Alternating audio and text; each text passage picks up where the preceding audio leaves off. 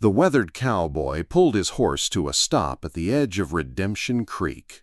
18 years of solitude etched into every line of his sun-beaten face. Samuel "Sam" Hutchinson had ridden this territory alone since the night flames took everything he'd ever loved, carrying nothing but grief and a rusted Colt .45 that hadn't failed him yet. The creek bubbled over smooth stones, indifferent to the weight of memories that pressed down on his shoulders like a lead blanket. His horse, a sturdy bay mare named Patience, lowered her head to drink while Sam studied the horizon. The town of Cedar Falls lay 3 miles ahead, just another stop on an endless journey that had taken him from the Montana Territory to the Texas Panhandle and back again. He'd been riding the circuit for so long that bartenders in a dozen towns knew to pour his whiskey neat and leave the bottle within reach. Some folks called him a drifter, others a gunslinger. But Sam knew the truth. He was just a man running from a ghost that refused to stay buried. The sun climbed higher, painting the scrub brush and red dirt in shades of gold and amber. This was familiar country, close enough to his old homestead that he could smell the sage and remember the way his wife Sarah used to hang laundry on the line behind their cabin. She'd hum while she worked, melodies that drifted across the yard like promises of contentment. Their boy Tommy would chase chickens around the coop, his laughter bright as silver dollars in the morning air. Sam's throat tightened, and he reached for his canteen, the warm metal familiar against his palm. 18 years hadn't dulled the edges of that night. He could still see the orange glow against the black sky, still hear the crackling hunger of flames devouring everything he'd built. The volunteer fire brigade from town had arrived too late, finding nothing but smoldering timber and ash. They'd searched for days, but the fire had burned so hot and fast that there wasn't enough left to bury properly. The sound of approaching hoofbeats pulled him back to the present. A rider was coming hard from the direction of Cedar Falls, kicking up a dust cloud that painted the air brown. Sam's hand moved instinctively to his gun, a habit born from years of watching his back. Out here, a man riding fast usually meant trouble, and trouble had a way of finding Sam Hutchinson whether he wanted it or not. The rider turned out to be a young woman, maybe 25, with auburn hair escaping from beneath a wide-brimmed hat. She pulled up short when she saw Sam, her horse dancing sideways as she fought to control her breathing. Her dress was practical calico, the kind worn by women who worked for their living, and her eyes held the determined look of someone carrying urgent news. "Mister, you headin' to Cedar Falls?" she asked, her voice carrying the slight drawl of someone raised in cattle country. Sam nodded, studying her face. "Depends on what's waiting there." "Name's Emma Prescott. I work at the newspaper office, and we got a situation that might interest a man like you." She gestured toward his gun belt, her meaning clear. "Town's got itself a problem with some fellas who don't seem to understand that no means no when it comes to other people's property." "I don't hire out my gun anymore, miss." Sam's voice was steady, final. "Haven't for a long time." Emma's expression shifted, and she reached into her saddlebag. "Maybe this'll change your mind." She pulled out a yellowed envelope, its edges worn soft from handling. "Found this in a batch of old mail that got mixed up in the postal office. Been sitting there for years, addressed to someone named Samuel Hutchinson. Postmaster figured you might be him, what with the description and all." Sam's world tilted sideways. Nobody had written to him in 18 years. Nobody knew where to find him, and that's exactly how he'd wanted it. He took the envelope with hands that trembled slightly, noting the faded postmark from a town called Millbrook, dated nearly 2 decades ago. The return address was written in a careful script he didn't recognize. "Where'd you say this came from?" His voice sounded strange in his own ears. "Millbrook. It's about 50 miles northeast of here, up in the hills. Mining town, mostly. Emma watched his face carefully. You know anyone there? Sam didn't answer immediately. He turned the envelope over, studying the wax seal that had somehow remained intact through all these years. His name was written clearly on the front, but below it, in different handwriting, someone had added, "Regarding Thomas Hutchinson, important." The world seemed to stop moving. The creek stopped babbling, the wind stopped whispering through the sage, and even Patience stood perfectly still. Tommy. Someone had written about Tommy, but that was impossible. His son had died in the fire along with Sarah. Sam had seen the flames consume their cabin, had searched through the ashes himself looking for any trace of his family. Mr. Hutchinson? Emma's voice seemed to come from very far away. You all right? Sam's hands shook as he broke the seal. The letter inside was written on expensive paper, the kind used by doctors or lawyers, and dated 3 weeks after the fire. The handwriting was precise, professional. Mr. Samuel Hutchinson, if this letter finds you, I pray you will have the strength to read what follows. I am Dr. Marcus Webb, and I have been caring for a young boy who was brought to me on the night of October 15th, severely burned, but alive. The child has been asking for his father, and the only name he can remember is Tommy Hutchinson. He speaks of a cabin, a fire, and a man who taught him to ride. I realize this news may come as a shock, but your son survived the fire. He was found nearly a mile from your homestead by a traveling preacher who brought him to my clinic in Millbrook. The boy's injuries were severe, and he has been in my care for several weeks. His memory comes and goes, but he is recovering. I have attempted to locate you through various means, but your whereabouts remain unknown. I am sending this letter to the last address I could find in the county records, praying it will somehow reach you. If you receive this, please come to Millbrook as soon as possible. Your son needs you. The boy is safe and growing stronger each day. He has shown remarkable resilience, though he bears scars that will remain with him always. I have grown quite fond of him, and if you cannot be found, I am prepared to provide for his care and education. However, I believe every child deserves to be with his father if at all possible. Please come quickly. Time is precious, and Tommy speaks of you often. Most sincerely, Dr. Marcus Webb, Millbrook Medical Clinic. Sam read the letter 3 times before the words truly sank in. Tommy was alive. His son, who he'd mourned for 18 years, who'd buried in his heart alongside Sarah, was alive. Or had been alive when this letter was written. The date on the envelope showed it had been mailed nearly 20 years ago. Jesus Christ, he whispered, his voice hoarse with emotion. Emma had been watching him carefully, and now she leaned forward in her saddle. Bad news? No, Sam said, then stopped. He didn't know if it was good news or bad news. If Tommy had been alive then, what had happened to him in the years since? Why had the letter never reached him? How many nights had his son waited for a father who never came? I need to get to Millbrook, Sam said, his voice gaining strength. Right now. Emma nodded toward the envelope. That letter's old as dirt, mister. Whatever was in there, it's ancient history now. Maybe so, Sam replied, folding the letter carefully and tucking it into his shirt pocket, close to his heart. But I've got to know for sure. He turned Patience toward the northeast, toward the hills where Millbrook waited with its secrets. 18 years of running were about to end, one way or another. Behind him, Emma called out something about the trouble in Cedar Falls, but Sam was already riding hard, leaving nothing but dust and desperate hope in his wake.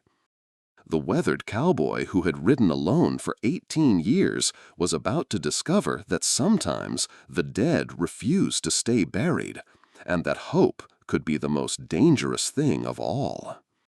The trail to Millbrook wound through pine-covered hills that grew steeper with each mile, and Sam pushed patience harder than he'd pushed any horse in years.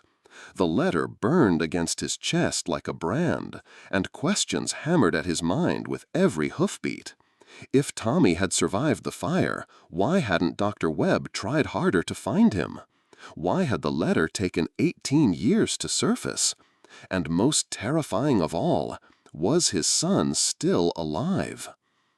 By late afternoon, the mining town of Millbrook sprawled before him in a valley carved from red rock and determination. Wooden buildings climbed the hillsides like barnacles on a ship's hull, connected by muddy streets that zigzagged between mine shafts and equipment yards.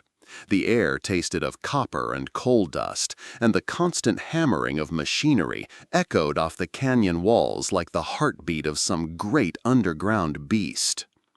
Sam rode slowly down the main street, studying faces and buildings, looking for any sign of the medical clinic mentioned in the letter. The town was bigger than he'd expected, with maybe 2,000 souls trying to scratch a living from the unforgiving earth. Miners covered in dust stumbled between saloons and boarding houses, their eyes holding the particular exhaustion of men who worked in darkness. He found the clinic at the end of a side street, a modest wooden building with a faded sign that read, "Dr. Marcus Webb, Physician." Sam's heart hammered as he dismounted and tied patients to the hitching post. The building looked well maintained despite its age, with clean windows and a fresh coat of white paint on the trim. A brass bell chimed as he pushed through the door, and he found himself in a small waiting room furnished with simple wooden chairs and a desk where a middle-aged woman sat reviewing papers. She looked up as he entered, her gray hair pulled back in a practical bun, her eyes kind but wary. "Can I help you?" she asked, taking in his dusty clothes and the gun on his hip.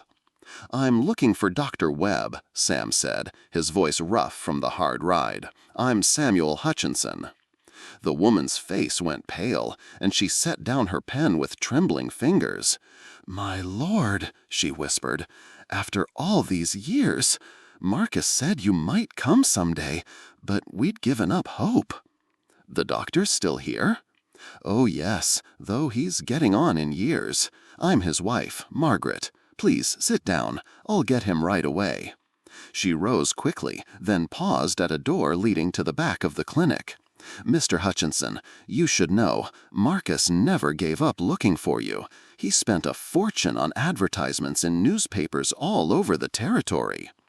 Sam's throat tightened. "What about Tommy? Is he—" "Just let me get Marcus," Margaret said gently. "He'll want to tell you himself." She disappeared through the door, and Sam was left alone with his racing thoughts and the smell of carbolic acid and medicinal herbs. The waiting room was quiet, except for the ticking of a mantel clock and the distant sound of mining operations. On the walls hung certificates and photographs, including one of a younger Dr. Webb standing beside a group of children outside what looked like a school.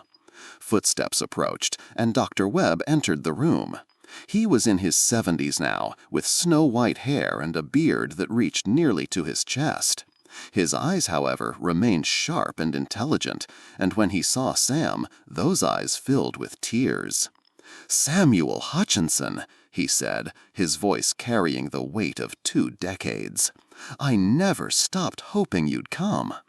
Sam stood, hat in hand, feeling like a man standing before judgment. "Doctor, I just got your letter. It was lost in the mail for 18 years. I never knew." "Dear God," Dr. Webb interrupted, sinking into a chair. 18 years. Tommy wondered why you never came, and I told him you must have moved away, that the letter probably never reached you. But as time passed, he shook his head. The boy needed to believe something. "Is he alive?" Sam asked, the words scraping his throat raw. Dr. Webb studied him for a long moment. "Sit down, Samuel. There's a great deal I need to tell you." Sam remained standing, his hands clenched into fists. "Just tell me if my son is alive." "Tommy lived here with us for 3 years," Dr. Webb said carefully. "He was a remarkable boy, despite his scars. The fire had burned him badly, particularly his left arm and shoulder, but he was strong and determined.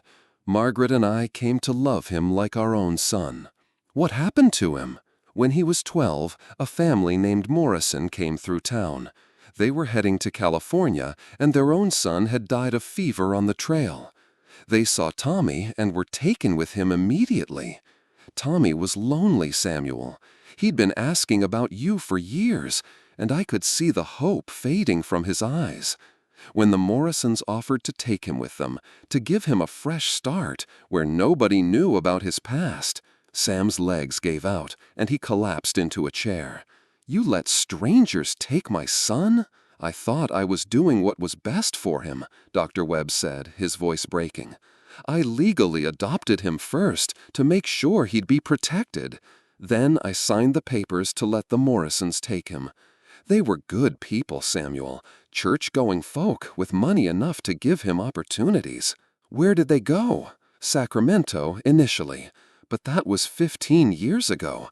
I lost track of them after a few years.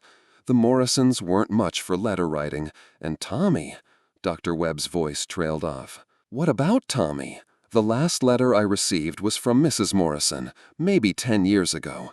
She said Tommy had grown into a fine young man, but that he'd become restless. He'd started asking questions about his real father, about the fire, about why you never came looking for him. She was worried he might try to find you." Sam felt as if he'd been punched in the gut. His son had been alive all these years, growing up with strangers, wondering why his father had abandoned him. "Did you tell him about the letter, about how I never received it? I tried to explain in the letters I sent, but the Morrisons stopped responding. I think they were afraid Tommy would want to come back here, or that he'd try to find you." Dr. Webb leaned forward, his eyes intense. "Samuel, I need you to understand something. Tommy wasn't just physically scarred by that fire. He had nightmares for years, terrible dreams about flames and smoke. He'd wake up screaming for you and his mother. I thought if he could start fresh with a new family—" "You thought wrong," Sam said quietly. "Yes," Dr. Webb admitted. "I see that now. But at the time, I was trying to save a boy who was drowning in memories and abandonment. I made the best decision I could with the information I had." Sam stood and walked to the window, looking out at the mining town where his son had spent 3 years of his life. 3 years of wondering why his father never came. 3 years of feeling abandoned and alone. The weight of those lost years pressed down on him like a mountain. "Do you have any idea where he might be now?" Sam asked. "I've made inquiries over the years, sent letters to sheriffs and postmasters in California. There was a rumor a few years back about a young man named Thomas Morrison working as a deputy sheriff somewhere near San Francisco, but I could never confirm it." "Morrison? He took their name." "Yes, I'm sorry, Samuel. I know this isn't what you wanted to hear."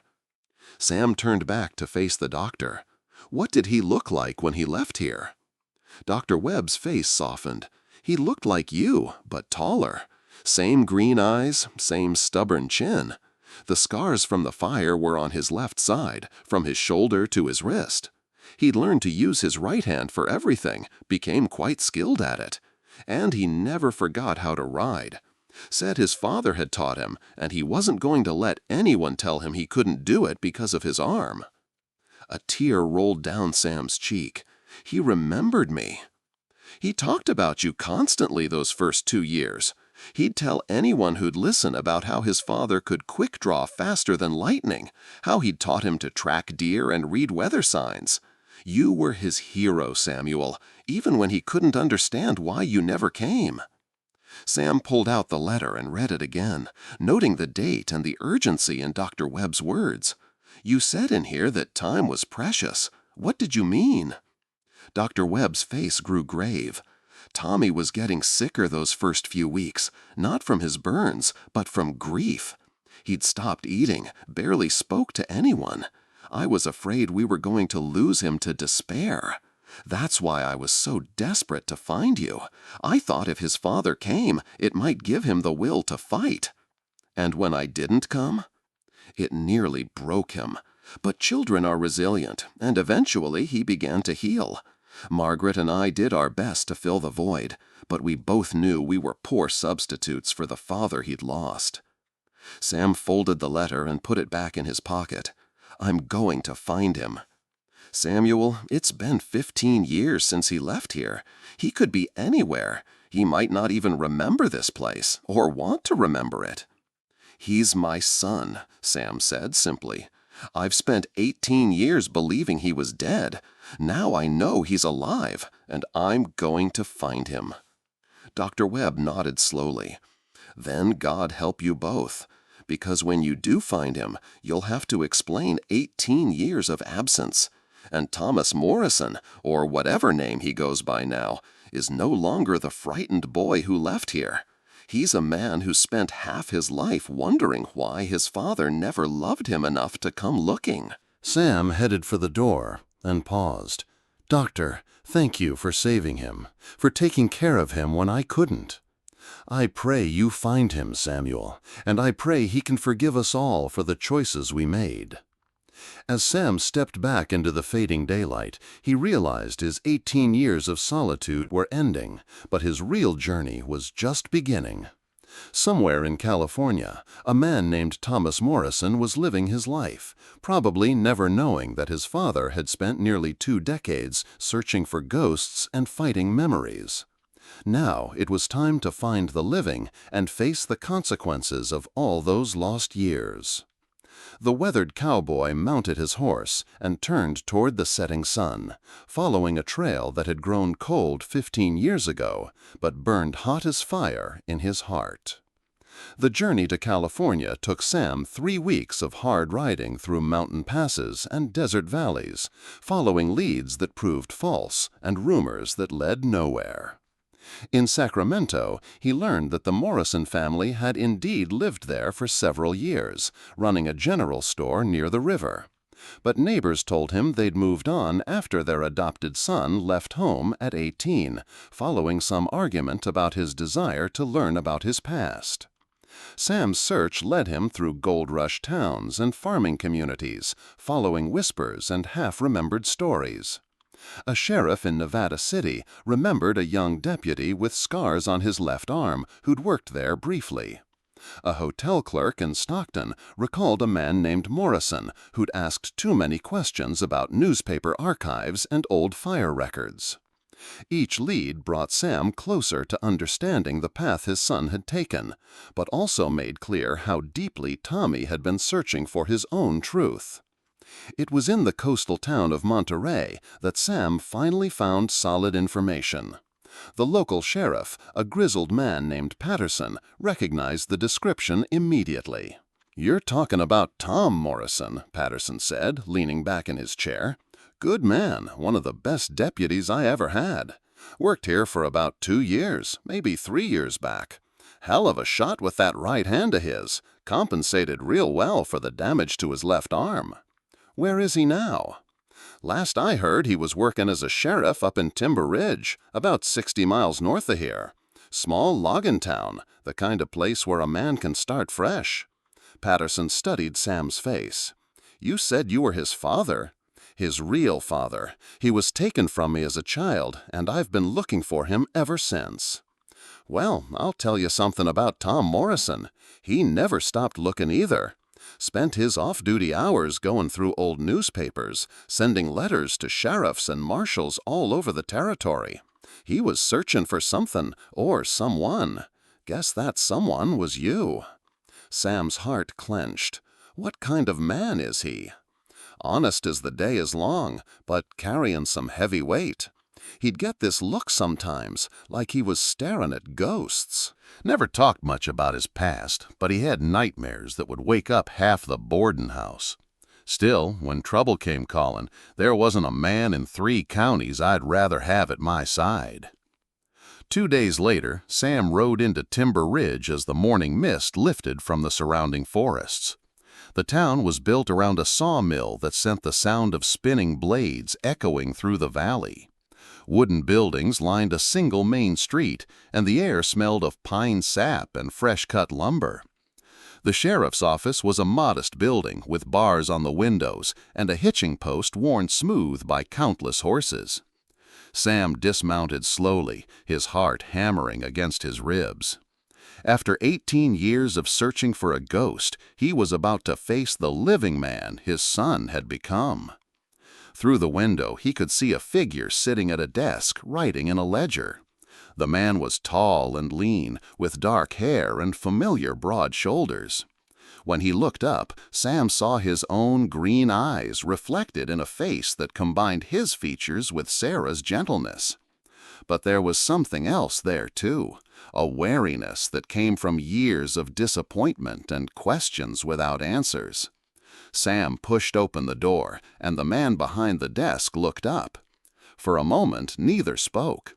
Then the sheriff slowly rose from his chair, his right hand moving instinctively toward his gun. "Can I help you?" the man asked, his voice carefully neutral. "I'm looking for Thomas Morrison," Sam said, his throat dry as dust. "That's me. And you are?" Sam removed his hat, holding it in both hands. "My name is Samuel Hutchinson. I believe I'm your father." The color drained from Thomas's face, and he gripped the edge of his desk.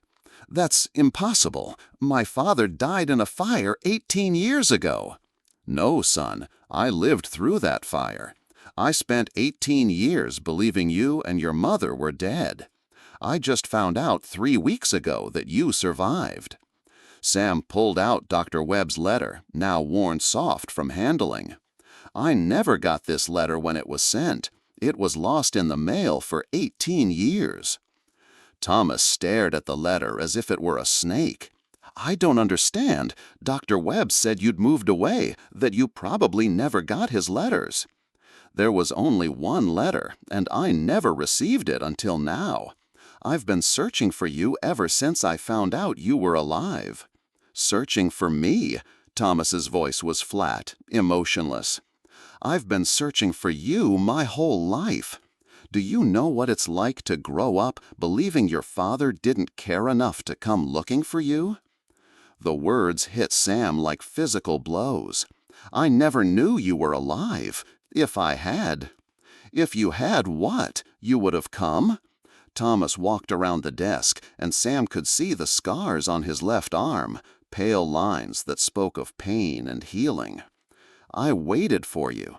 For 3 years in that clinic, I waited. Dr. Webb kept telling me you'd come, that you were probably just traveling and would be back soon.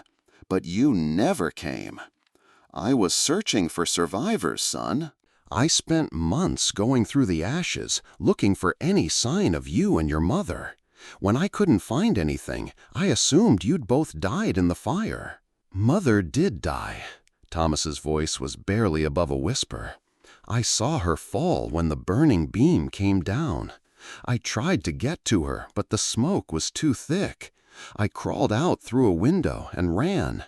I don't remember much after that until I woke up in Dr. Webb's clinic." Sam felt tears streaming down his face. "I'm sorry. I'm so sorry I wasn't there to protect you both." "Sorry doesn't give me back 18 years, Thomas said, but some of the hardness had left his voice. "Sorry doesn't explain why you never came looking for me." "I did look for you. I looked for months, until the sheriff told me I had to accept that you were gone. Then I spent the next 18 years trying to outrun the guilt and the grief." Thomas studied his father's face, searching for truth in the weathered features. "Show me that letter." Sam handed over Dr. Webb's letter, and Thomas read it carefully, his scarred hand trembling slightly. When he finished, he looked up at Sam with eyes that held a mixture of pain and hope. "He really did try to find you," Thomas said quietly. And I really did believe you were dead. If I'd known, if I'd gotten that letter when it was sent, I would have come for you immediately." Thomas was quiet for a long moment, staring at the letter. "I used to dream about you coming to get me. I'd imagine you riding up to the clinic, and I'd run out to meet you. But after the Morrisons took me away, I stopped dreaming about it. I figured you'd started a new life somewhere and didn't want to be reminded of the old one. I never started a new life. I never remarried, never settled down anywhere. I just kept moving, trying to stay ahead of the memories." "I know about running from memories," Thomas said. "I've been doing it myself for years." Sam looked around the small office, noting the wanted posters on the walls and the badge on his son's chest. "But you stopped running. You became a lawman. I figured if I couldn't find my own justice, maybe I could help other people find theirs." Thomas sat back down at his desk, gesturing for Sam to take the chair across from him. "I've got 1,000 questions. I've got 18 years of answers." They talked through the morning and into the afternoon, sharing stories and filling in the gaps that time had created. Sam learned that his son had become a man of integrity and courage, respected by the community he served. Thomas learned that his father had never stopped loving him, had never stopped carrying the weight of that terrible night. "There's something else," Thomas said as the sun began to set. "I've been tracking a man named Jake Wheeler. He's been rustling cattle and robbing stages through this territory. But I think he might be connected to something bigger." "What kind of bigger?" "The night of the fire at our cabin. I've been thinking about it more as I got older." I remember seeing men on horses before the fire started. At the time, I thought they were trying to help, but now I'm wondering if they might have set the fire." Sam's blood ran cold. "You think someone burned down our cabin on purpose?" "I think someone wanted us dead, and they assumed the fire finished the job. But I survived, and you weren't there that night. You were in town, weren't you?" "I was playing cards at the saloon. I didn't get home until I saw the flames from miles away." Thomas nodded grimly. "Someone knew you weren't there. Someone who wanted you gone, but settled for destroying your family. Who would want to hurt us? I don't know yet, but I'm going to find out. And I think Jake Wheeler might be the key to getting those answers." Sam looked at his son with new respect. "You want help with this Wheeler fellow?" "I want my father to help me find out who killed my mother and tried to kill me." Sam reached across the desk and clasped his son's hand. "Then, let's go hunting." Outside, the sun was setting behind the mountains, painting the sky in shades of fire that no longer held only painful memories. For the first time in 18 years, Samuel Hutchinson wasn't running from his past. He was riding toward it, with his son at his side, ready to face whatever truth awaited them. The weathered cowboy had found what he'd been searching for all along. Not just his son, but the chance to finally set things right. Justice had been delayed for 18 years, but it was coming at last.